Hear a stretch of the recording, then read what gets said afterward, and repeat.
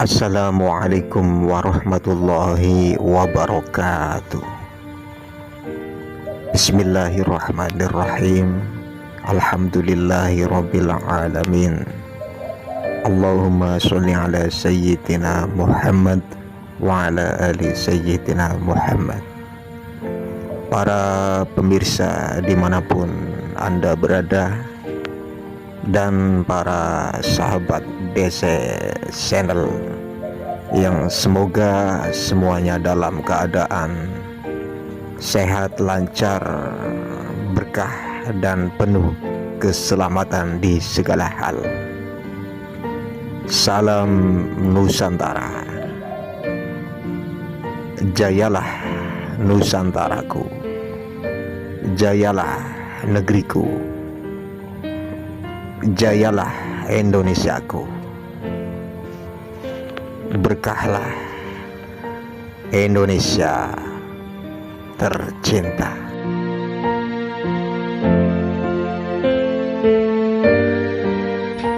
Untuk kali ini dengan judul Putri Tandam Palik.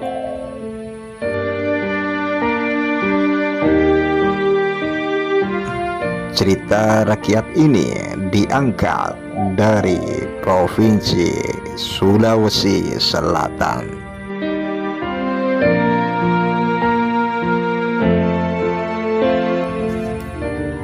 Cerita ini termasuk kategori dongeng. Dahulu di Sulawesi Selatan ada sebuah kerajaan yang bernama Kerajaan Luwu. Kerajaan Luwu itu dipimpin oleh seorang raja bernama Labusatana Datu Maongge, dan sering dipanggil Datu Luwu. Ia sangat arif, bijaksana, dan gagah berani. Karenanya rakyat di negeri itu hiduplah makmur.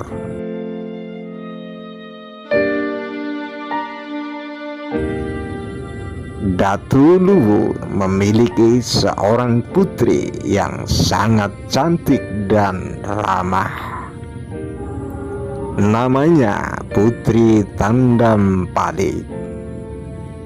Kecantikan dan budi pekertinya yang baik membuat ia dikenal hingga ke pelosok negeri.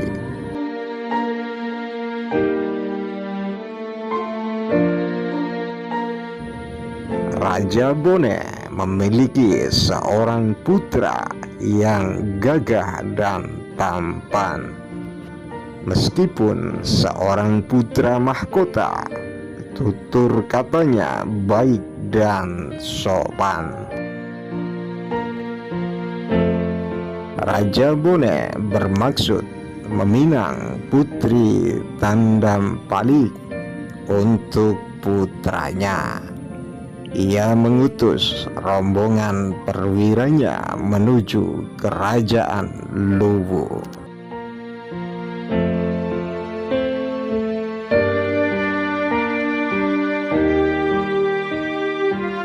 Mendengar kabar akan datang utusan dari Bone untuk meminang putrinya, Datu Luwu sangatlah bingung. Setiap hari ia gelisah memikirkan pinangan itu.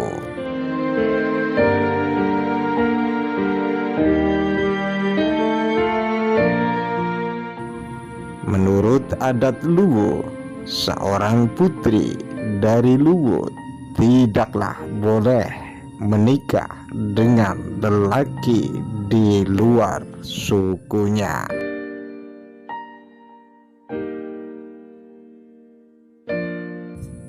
Akan tetapi, jika ia menolak pinangan itu, pasti akan terjadi peperangan dahsyat.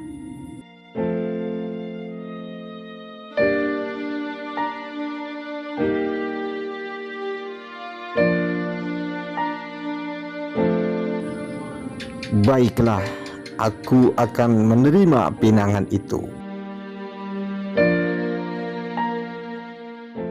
Biar aku saja dikutuk oleh dewa, asalkan rakyatku tidak menderita, ucapnya dalam hati.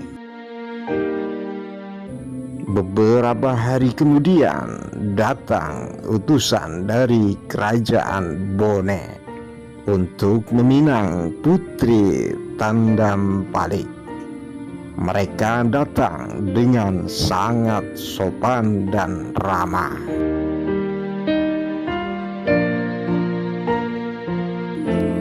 Tidak ada rombongan prajurit yang datang ataupun armada perang di pelabuhan seperti yang diperkirakan sebelumnya.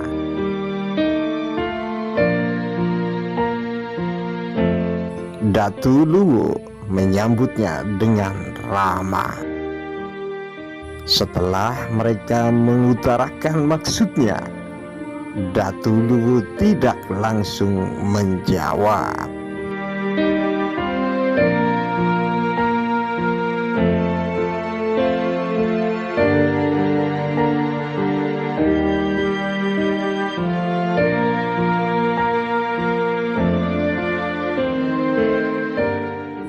Setelah mereka mengutarakan maksudnya, Datu Luwu tidak langsung menjawab pinangan itu.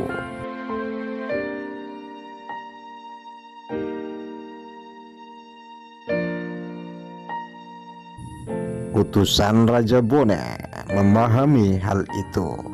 Mereka akhirnya kembali ke Bone. Sungguh aneh, keesokan harinya Putri Tandampalik jatuh sakit. Sekujur tubuhnya mengeluarkan cairan kental menjijikan. Keesokan harinya Putri Tandampalik jatuh.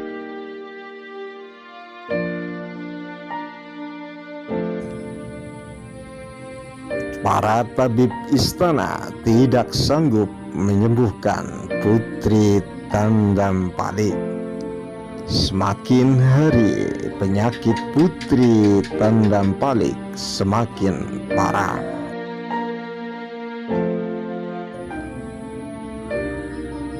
Jika tidak segera diasingkan, rakyat Luwu pasti akan tertular.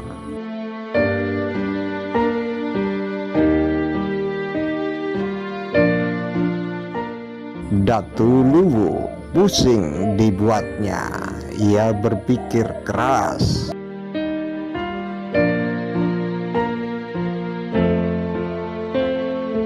Setelah beberapa saat berpikir, akhirnya ia mendapatkan cara agar rakyatnya tidak tertular penyakit putrinya.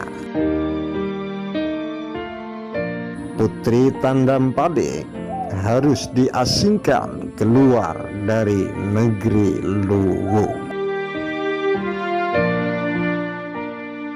Hanya itu cara yang tepat. Walau berat dan hancur rasanya dalam hati Datu Luwu melepas putrinya. Pergilah Putri Tandampalik ke pengasingan, didampingi oleh pengikut setianya. Sebelum pergi, Datu Luwu memberikan sebilah keris pusaka.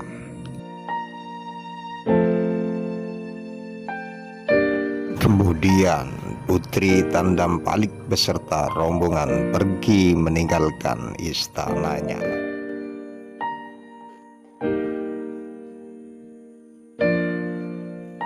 Dengan berlayar mereka hingga sampai berbulan-bulan. Akhirnya mereka menemukan sebuah tempat pulau yang masih terlihat sejuk dan subur. Disitulah Putri Tandampalik beserta para pengikutnya bertempat tinggal. Di sana seorang pengikut Putri Tandampalik menemukan buah wajo. Hingga akhirnya daerah tersebut diberi nama Desa Wajo.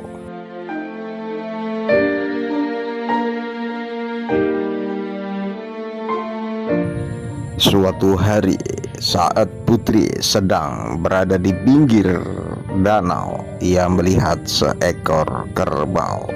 Ia mengira kerbau tersebut akan memakan makanan sayuran, sehingga diusirlah kerbau tersebut oleh sang putri. Namun kerbau tersebut semakin mendekati sang putri, dan akhirnya sang putri pingsan.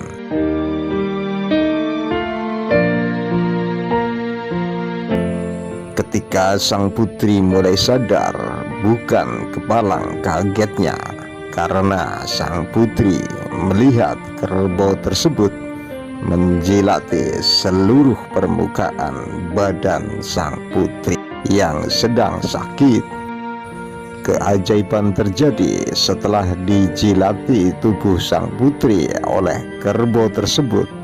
Lama-kelamaan sembuhlah tubuh sang putri dari penyakit kulitnya lantaran kerbau tersebut. Sementara itu di negeri Bone, putra mahkota kerajaan Bone sedang asik berburu. Ia ditemani oleh para pengikutnya hingga sampai berlarut malam. Akhirnya mereka harus bermalam di tengah hutan. Putra mahkota dan pengikutnya melihat ada sebuah gubuk. Akhirnya mereka pun mendekati gubuk tersebut. Betapa kagetnya sang putra mahkota. Ia melihat seorang gadis cantik berada dalam gubuk tersebut. Betapa cantiknya gadis ini. Siapa sebenarnya, pikir sang putra mahkota.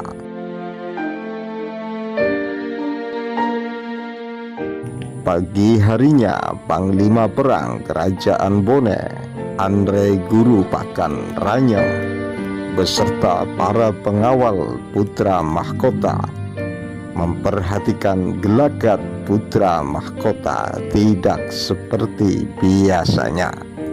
Kemudian menceritakan kejadian di desa Wajo kepada sang Raja Bone.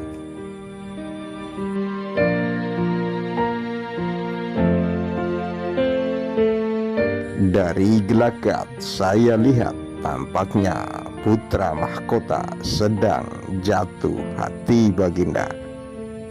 Menurut usul hamba, sebaiknya putra mahkota dinikahkan saja dengan Putri Tandampalik.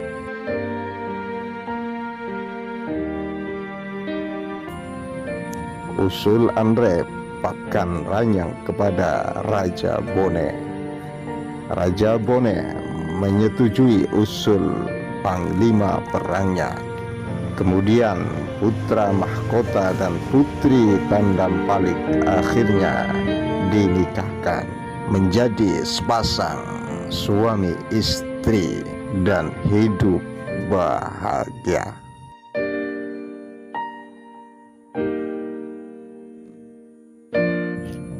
Demikianlah sekilas cerita rakyat Putri Tandampalik. Para pemirsa semuanya, jangan lupa ikuti terus cerita-cerita rakyat Nusantara yang lainnya dalam konten saya selanjutnya. Terima kasih atas bergabungnya dengan channel saya.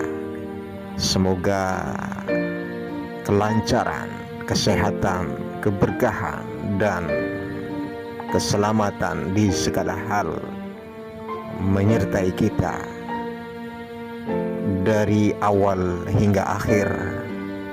Banyak kekurangan dan kekeliruan dari pribadi saya. Mohon maaf yang sedalam-dalamnya. Semoga banyak hikmah untuk kita semua. Salam Nusantara, jayalah Nusantaraku, jayalah negeriku, jayalah Indonesiaku, berkahlah Indonesia tercinta. Wassalamualaikum warahmatullahi wabarakatuh.